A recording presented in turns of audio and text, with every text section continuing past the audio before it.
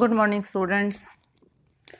मैं Rekha Sharma, associate professor political science, Rajiv Gandhi Rajkiya Mahila महाविद्यालय भिवानी से बीए द्वितीय वर्ष के विद्यार्थियों के लिए यूनिट 3 में से हम कर रहे हैं मार्क्सवाद और उदारवाद के सिद्धांत की तुलना। राज्य के स्वरूप संबंधी जो हमने विचार देखे थे, उदारवादी विचार और मार्क्सवादी विचार, उसके बाद हम इनका तुलनात्मक अध्ययन करेंगे, comparative study of liberalism and Marxism. और इसका हमारा ये पार्ट 2 है, भाग 2, क्योंकि भाग 1 में हमने इसकी बारे में जानकारी संपूर्ण रूप में प्राप्त की कि उदारवाद क्या है और मार्क्सवाद क्या है, और इन दोनों के तुलनात्मक अध्ययन से हमें क्या लाभ होगा। और हम इनका केवल तुलना ही नहीं कर रहे, बल्कि इनकी सार्थकता पर भी विचार कर रहे हैं। और हमने ये भी देखा कि आज शायद विश्व में कोई भी ऐसा देश हो जिसमें उदारवाद और मार्क्सवाद के कुछ न कुछ सिद्धांतों को अपने यहाँ पर उन्होंने संवैधानिक व्यवस्था में स्थान ना दिया हो। तो अब राज्य की उत्पत्ति, प्रकृति, कार्यक्षेत्र आदि को लेकर उदारवाद तथा मार्क्सवाद में हम जो तुलना करेंगे, किन पॉइंट्स के आधार पर करेंगे, वो हम कर रहे हैं। नंबर 1, राज्य की उत्पत्ति संबंधित, regarding origin of the state. राज्य की उत्पत्ति के संबंध में उदारवाद दैवीय सिद्धांत को स्वीकार नहीं करता। राज्य ईश्वरीय कृति नहीं है। राज्य एक कृत्रिम संस्था है जिसका निर्माण व्यक्तियों ने प्राकृतिक अवस्था में एक सामाजिक समझौते के द्वारा किया। उनका कहना है कि प्राकृतिक अवस्था में व्यक्ति का जीवन पूर्ण रूप से स्वतंत्र था तथा वह सभी कार्य कर सकता था जो वह करना चाहता था, परंतु प्राकृतिक अवस्था में कुछ कठिनाइयाँ थी। कानून का निर्माण करना, उन्हें लागू करना तथा उनकी व्याख्या करने वाली संस्था का अभाव था। अतः लोगों ने अपनी स्वतंत्रता तथा प्राकृतिक अधिकारों की सुरक्षा के लिए राज्य रूपी संस्था का निर्माण किया। मार्क्स के सहयोगी एंजल्स का कहना है कि राज्य एक संगठित उत्पीड़क के अतिरिक्त कुछ नहीं है। राज्य का अस्तित्व तभी स्थापित हुआ जब शासक वर्ग ने इसकी आवश्यकता को अनुभव किया और एक ऐसी संगठित शक्ति होनी चाहिए जो वर्तमान संबंधी संपत्ति संबंधों को बनाए रखे। अर्थात वो राज्य को एक संगठित उत्पीड़क के अतिरिक्त कुछ नहीं मानते थे। उन्होंने कहा था कि राज्य का अस्तित्व जो है वो इसीलिए स्थापित हुआ ताकि, क्योंकि शासक वर्ग ने ये आवश्यकता महसूस की थी कि उनके हितों की सुरक्षा करने के लिए एक संस्था होनी चाहिए, इसलिए राज्य उनके हितों की सुरक्षा करने के लिए व्यक्तिगत संपत्ति संबंधों को बनाए रखने के लिए ही अस्तित्व में आया। तो मार्क्सवादी सिद्धांत के अनुसार व्यक्तियों ने राज्य रूपी संस्था का निर्माण नहीं किया, बल्कि इसका निर्माण उन लोगों ने किया जिनका उत्पादन तथा वितरण के साधनों पर नियंत्रण था। वे एक ऐसी संस्था बनाना चाहते थे जिससे उत्पादन के साधनों पर उनका नियंत्रण बना रहे। सेकंड नंबर पे पॉइंट है राज्य के उद्देश्य, पर्पस ऑफ द स्टेट। उदारवाद ने राज्य को एक कल्याणकारी संस्था के रूप में स्वीकार किया जिसका मुख्य उद्देश्य समाज तथा लोगों के बहुपक्षीय विकास को विश्वसनीय बनाना था। राज्य का उद्देश्य लोगों की आवश्यकताओं की पूर्ति तथा सामाजिक कल्याण है। तो राज्य का कार्य व्यक्ति के विकास के मार्ग में आने वाली बाधाओं को दूर करना है। व्यक्तियों ने राज्य का निर्माण अपनी सुरक्षा के लिए किया। और मार्क्सवाद के अनुसार राज्य का उद्देश्य पूंजीवाद को बढ़ावा देना है। उनका कहना है कि आदिकाल से लेकर आज तक राज्य ने केवल उन्हीं लोगों के हितों की रक्षा की है जिनका उत्पादन तथा वितरण पर नियंत्रण रहा है। सर्वहारा वर्ग की स्थापना के पश्चात राज्य का उद्देश्य पूंजीवाद को समाप्त करना हो जाएगा। थर्ड नंबर पे पॉइंट है राज्य की प्रकृति, नेचर ऑफ द स्टेट। उदारवाद राज्य को एक आवश्यक बुराई मानता है। उनका कहना है कि राज्य आवश्यक इसलिए है कि वह व्यक्तियों की संपत्ति तथा उनके जीवन की सुरक्षा करता है, और राज्य एक बुराई इसलिए है कि वह व्यक्तियों के अधिकारों तथा स्वतंत्रताओं को सीमित करता है और जो उसे प्राकृतिक अवस्था में प्राप्त थे। मार्क्सवाद के अनुसार राज्य कभी भी सार्वजनिक हितों की सुरक्षा नहीं करता। राज्य केवल उस वर्ग के हितों की रक्षा करता है जो इस पर नियंत्रण रखता है, यानी कानूनों का निर्माण इस उद्देश्य को ध्यान में रखकर किया जाता है जिससे सर्वहारा वर्ग को क्रांति करने से रोका जा सके। राज्य केवल एक शोषण का यंत्र है। नेक्स्ट हम पॉइंट करेंगे राज्य का कार्यक्षेत्र, sphere of the state activity. उदारवाद राज्य के कार्यक्षेत्र को सीमित करने का पक्षधर है और उदारवादियों का कहना है कि राज्य केवल एक चौकीदार है। उसका कार्य व्यक्ति के विकास के मार्ग में आने वाली अड़चनों को दूर करना है। राज्य का कार्य व्यक्ति के जीवन और संपत्ति की सुरक्षा करना है, यानी देश के अंदर कानून व्यवस्था को बनाए रखने और बाह्य आक्रमणों से देश की सुरक्षा करना। उदारवादी राज्य के पुलिस कार्यों का समर्थन करता है, यानी परंपरागत उदारवादियों ने तो यह स्पष्ट रूप से कहा कि राज्य को अपने साधन कल्याणकारी कार्यों में खर्च नहीं करने चाहिए। राज्य को कल्याण का कोई कार्य नहीं करना चाहिए। जबकि मार्क्सवाद राज्य के कार्यक्षेत्र को व्यापक मानता है, उसके अनुसार राज्य को उत्पादन और वितरण के साधनों का राष्ट्रीयकरण करके उस पर अधिकार कर लेना चाहिए।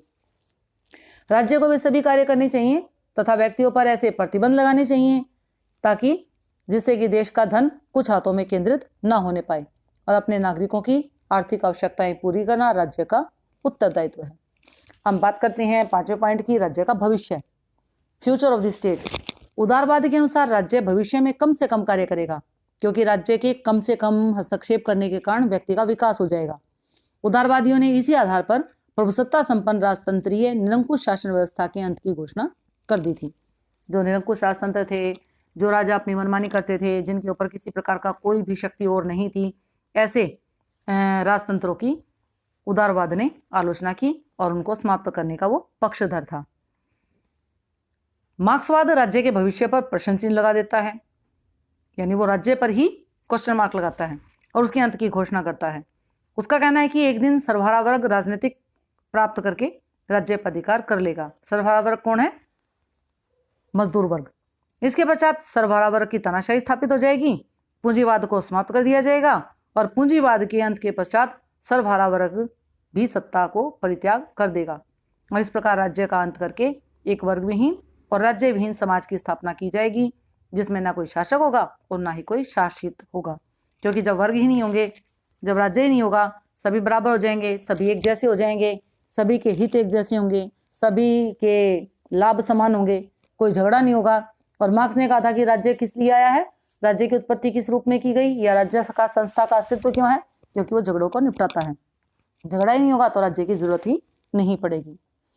हम बात करते हैं 6th पॉइंट की, एक सुधारक तथा दूसरी क्रांतिकारी धारणा, वन रिफॉर्मिस्ट अदर रिवोल्यूशनरी।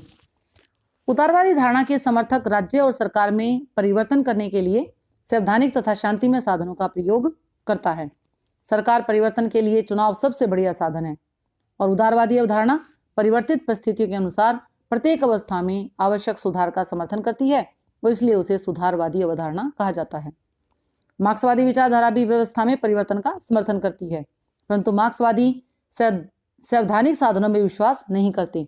उनके अनुसार परिवर्तन केवल क्रांति से आ सकता है और लोकतांत्रिक प्रणाली अथवा चुनाव को यह धारणा बुजुर्ग वर्ग के स्वार्थी साधन मानती है। बुजुर्ग वर्ग कौन है? पूंजीपति वर्ग है और सुधारों के लिए क्रांति में ही विश्वास करती है। इसे रक्तिम क्रांति से भी कोई परहेज नहीं है, यानी खूनी क्रांति से भी इसे कोई परहेज नहीं है। और लास्ट पॉइंट हमारा है आधार संबंधी अंतर, डिफरेंस रिगार्डिंग बेसिस। उदारवादी विचारक राज्य का आधार इच्छा को मानते हैं। उदारवाद के महान विद्वान टी.एच. ग्रीन का कहना था कि इच्छा ना कि शक्ति राज्य का आधार है, यानी will not force is the basis of the state. और मार्क्सवाद में इच्छा के लिए कोई स्थान नहीं है। पूंजीपति अपने अधिकार स्वयं नहीं छोड़ेंगे, उनसे छीनने पड़ेंगे तथा इसके लिए क्रांति एक उपाय है। और मार्क्सवादी विचारधारा राज्य का आधार इच्छा को नहीं शक्ति को मानती है। अब हम करेंगे कंक्लूजन, निष्कर्ष। तो राज्य संबंधी उदारवादी तथा मार्क्सवादी दृष्टिकोण का जो आपने जिन जिन बेसिस पर तुलनात्मक अध्ययन किया, और वो बेसिस क्या थे? हमने राज्य की उत्पत्ति संबंधी, राज्य के उद्देश्य, राज्य की प्रकृति, राज्य का कार्यकाल, राज्य का भविष्य और क्रांतिकारी आधार या सुधारक जो आधार था, और इसके अलावा जो बेस है राज्य का कि राज्य किस पर टिका हुआ है। जैसे उदारवादियों ने कहा कि राज्य इच्छा पर और मार्क्सवाद ने कहा कि इच्छा नहीं बल्कि शक्ति। तो इस प्रकार हमने ये देखा कि दोनों में ही दृष्टिकोणों में जो है ये दोनों अपने आप में पर्याप्त भी नहीं है और इनमें कुछ ना कुछ अवधारणाओं में त्रुटियां और कमियां भी पाई जाती हैं।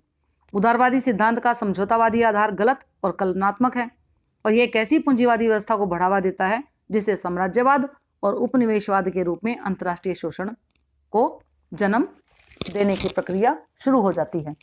और इसी प्रकार से मार्क्सवाद सिद्धांत वर्ग संघर्ष के आधार पर गलत है। मार्क्सवाद का सिद्धांत उस राज्य के अंत की घोषणा करता है जो व्यक्ति के विकास और उसकी सुरक्षा का आधार है। इतना होते हुए भी दोनों दृष्टिकोणों में अपनी अपनी अद्वितीय विशेषताएं हैं। उदारवाद ने व्यक्ति की गरिमा को बढ़ाया तथा निरंकुश राजतंत्रों को समाप्त करने में महत्वपूर्ण योगदान दिया, और मार्क्सवाद का सिद्धांत राज्य के ऐसे वर्गों को महत्व प्रदान करता है जिनकी राजनीतिक सत्ता में भागीदारी शून्य थी। इस कारण वे उपेक्षा के शिकार थे मार्क्सवाद सर्वहारा वर्ग के कल्याण का मार्ग प्रशस्त करता है। तो वास्तव में किसी भी सिद्धांत को सर्वश्रेष्ठ प्रमाणित नहीं किया जा सकता। इसका मुख्य कारण क्या है कि प्रत्येक देश की आर्थिक, सामाजिक, राजनीतिक, भौगोलिक, मनोवैज्ञानिक आदि परिस्थितियां एक जैसी ना होकर भिन्न भिन्न हैं। आर्थिक आधारों से संपन्न देश में मार्क्सवाद को लागू करना बहुत कठिन है।